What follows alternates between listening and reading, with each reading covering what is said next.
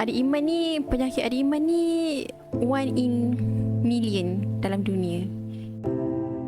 Dan kita pasti di luar sana awareness tentang penyakit Iman adik alami ni tak semua orang tahu. Nak membantu adik Iman supaya dia sihat seperti kanak-kanak yang lain.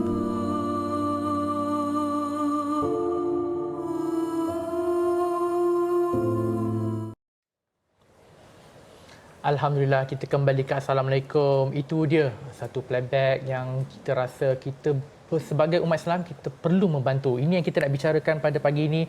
Hulurkan tangan, ringankan beban, dan kita bersama dengan Ustaz Hanafiah Malik yang merupakan seorang pendakwah, dan kita bukan sahaja berdua, kita juga ada Nur Fazlina Ibrahim yang merupakan ibu kepada adik Iman. Adik Iman sendiri, Nur Iman Muhammad Sabri, dan juga Profesor Syaifulizan Abdul Rahman yang merupakan Senior Consultant Oral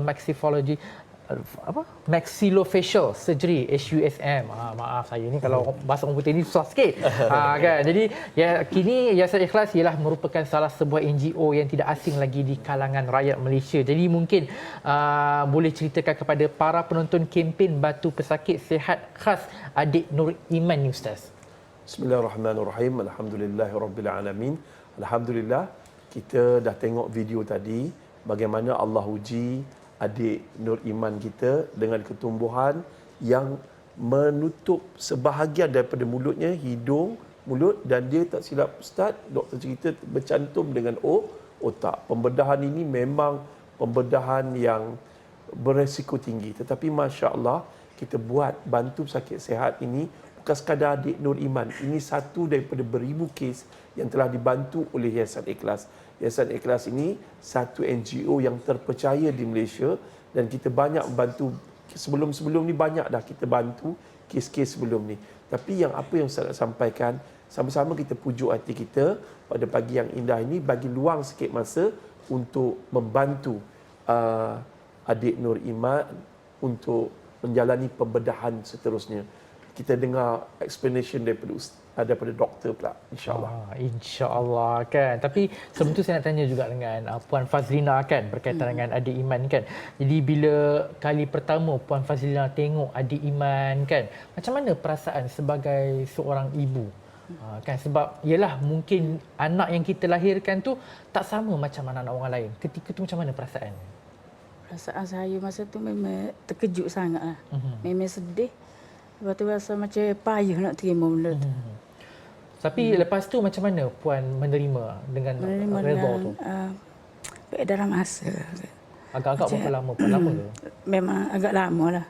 Masa Iman dekat hospital pun memang saya dalam tekanan. Allah. Itu dia, Masya Allah.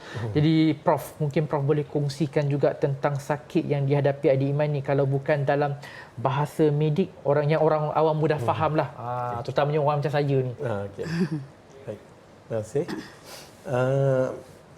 Berkenaan dengan adik Nur Iman ni, dia dilahirkan dengan ada ketumbuhan di bahagian hadapan muka, dan di sini saya ada inilah. Jadi kita lihat sebelum pembedahan ya,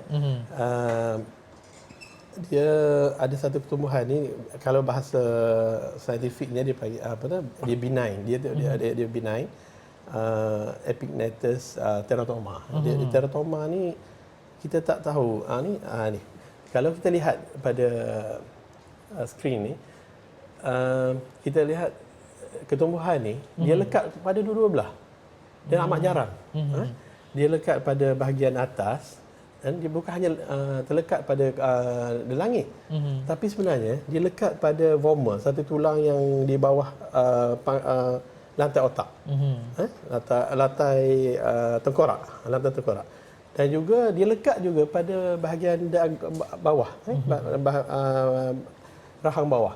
Jadi pada masa saya dirujuk berkenaan dengan keadaan adik Iman oleh rakan saya daripada neonatal intensive care unit, kami pun rasa benda ni memang saya tak pernah lihat lah pada masa tu. Dan satunya, yang keduanya, macam mana kita nak buat ni, nak tolong, sebab secara logiknya iman ni nak makan macam mana? Betul. Nak bernafas macam mana? Sebab dia lekat pada bahagian atas dan bawah. Dan juga apabila kita tengok imbasan CT scan dan sebagainya, dia bukan hanya lekat pada gusi. Dia lekat pada lantai tengkorak.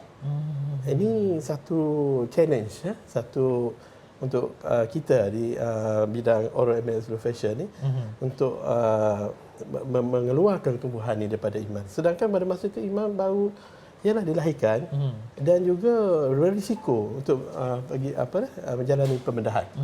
Dan seingat saya, kalau tak silap, pada usia dia 3 bulan, kita cuba paling awal yang boleh kita lakukan pembedahan pada iman ni. Pada masa itu rasa 3 bulan, berat iman pun dalam 4.8 kilo, tak silapnya 10 pound. Dan dengan perbincangan dengan rakan di unit BIUS. BIUS.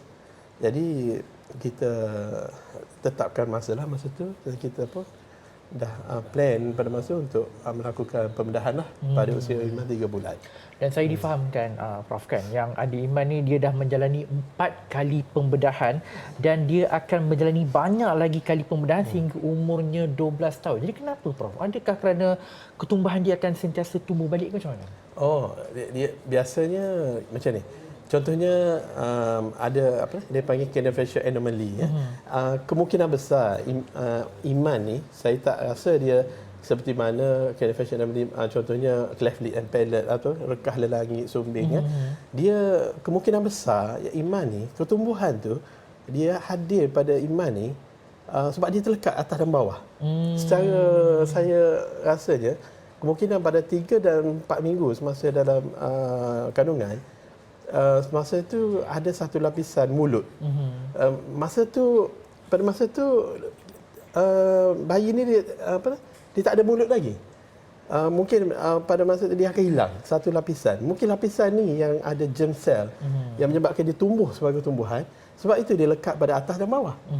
Jadi adik iman ni perlukan pembedahan yang berperingkat kerana satunya adik iman ni dia lahir dengan mungkin ketumbuhan tu yang menyebabkan langit dia tak bercantum. Lidah dia terbelah pada depan. Dagu dia pun 2. Saya tengok semua 2. Kat bahagian depan mulut dia. Jadi pembedahan seterusnya sekarang ni dah saya rasa 4 kali dah. Pembedahan kita lakukan pada iman. Bibir atas, bibir bawah dan selepas ini mungkin lidah dan juga lelangit. Kita akan buat pengasingan antara hidung dengan di bahagian dalam. Lepas tu pada peringkat yang lebih apabila pertumbuhan dia matang, kita akan akhirnya pembentukan pembaikian pada hidung lah. Hidung, rahang dan sebagainya. InsyaAllah lah. InsyaAllah. Kalau jadi macam Puan Fazlina sendiri kan, macam mana jaga adik Iman ni? Macam senang ke, dia banyak meragam ke macam mana? Penjagaan adik Iman ni memang sangat mencabar. Sangat mencabar ya. Dia selalu meragam ke macam mana Puan? Penjagaan kesihatan dia lah macam nak suction tu memang selalu kena jagalah, takut macam aja kita kuman. Tapi dari segi dia punya orang kata behavior dia macam mana? Dia macam budak-budak lain jugalah.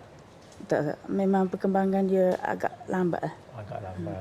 Masya-Allah. Jadi Ustaz sebagai orang yang melihat sendiri kan proses adik Iman ni kan. Mungkin Ustaz boleh kongsikan juga kepada penonton setia TV Jar, sahabat-sahabat syurga kita, jika ada rakyat Malaysia yang menonton, Assalamualaikum pada pagi ni kan Ustaz. Macam mana kita nak sama-sama membantu adik Iman ni Ustaz? Dia pertama sekali saya macam hilang kata-kata.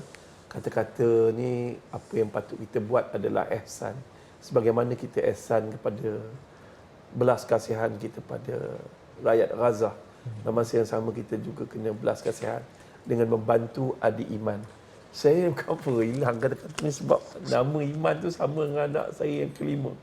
Anak saya yang kelima, dia meninggal dunia ketika umur setahun 4 bulan. Daripada umur berapa bulan dia dah meragam. Dia kena usus terbelit dan akhirnya lakukan pembedahan dan akhirnya meninggal dunia. Jadi Ustaz faham, untuk bantu pesakit sihat ni, bantu juga adik Iman ini. Bukan bantu dia saja, bantu ayahnya, bantu ibunya. Dan kita memerlukan dana sebanyak 400,000 lagi. Dan kita mengharap semua yang menonton TV Al-Hijrah ni jangan ingat ni kebetulan. Tapi adalah takdir dari Tuhan. Jom pujuk hati kita sama-sama sekarang. Nombor akaun dah tertera, nombor telefon dah ada.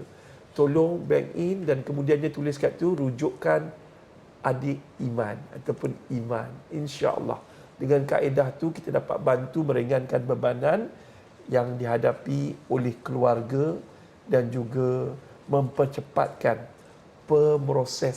proses untuk kesembuhan adik iman. Ustaz yakin, Ustaz jumpa Prof, Ustaz yakin dengan Prof dah bagi manfaat yang besar untuk membantu adik iman dan Ustaz doakan Prof berjaya membantu adik iman dalam proses pembedahan dan sihat kembali. Dan keduanya, Masya Allah, Ustaz doakan juga penyumbang-penyumbang pada pagi yang indah ini, hari Jumaat. Semulia-mulia hari Jumaat. Semulia-mulia Nabi Muhammad. Jom kita berinfak dan berselawat. Mudah-mudahan hidup kita dunia akhirat. Dan ingat, ada satu hadis Nabi Muhammad SAW, ubati penyakitmu dengan bersedekah. Jom, siapa yang sedang sakit ni, mungkin kita boleh bantu adik iman dalam kempen bantu sakit sehat. Untuk Yayasan Ikhlas ini, Allah Ta'ala sembuhkan penyakit anda. Mana yang ada masalah, apa saja kita marilah bersedekah. Ingat, sedekah juga boleh menghapuskan dosa seperti air memadamkan api. Jom lembutkan hati kita. Mungkin hati kita terlalu keras kerana terlalu banyak dosa. Mungkin tak banyak, RM10, RM20, RM30. Yang paling penting masuk ke yayasan, web Yayasan Ikhlas dan tulis kat situ kita boleh donate apa saja dan nombor akaun dah tertera, nombor telefon dah ada. Hubungi segera, derma sekarang untuk kita membantu adik iman sembuh kembali. Wallahu a'lam. Itu dia, jadi saya harapkan dan semua warga kerja TV Al-Hijrah juga mendoakan semoga adik iman diberikan kesembuhan, diberikan kesihatan yang baik. Dan saya juga nak ucapkan jutaan terima kasih kepada Ustaz Hanafiah Malik yang merupakan pendakwa, Puan Nur Fazlina Ibrahim, adik iman sendiri dan juga Profesor Syaiful Izan Abdul Rahman kerana sudi bersama dengan kami dalam Assalamualaikum pada pagi ini. Jom, ayuh rakyat Malaysia yang sedang menonton Assalamualaikum, jom sama-sama kita membantu adik iman supaya adik iman dapat membesar dengan sihat, dapat menjadi anak yang solehah, dapat mendoakan untuk ibu bapanya dan dapat masuk syurga sama-sama insya-Allah. Jadi kita nak berhenti rehat seketika, kembali dalam Assalamualaikum selepas ini.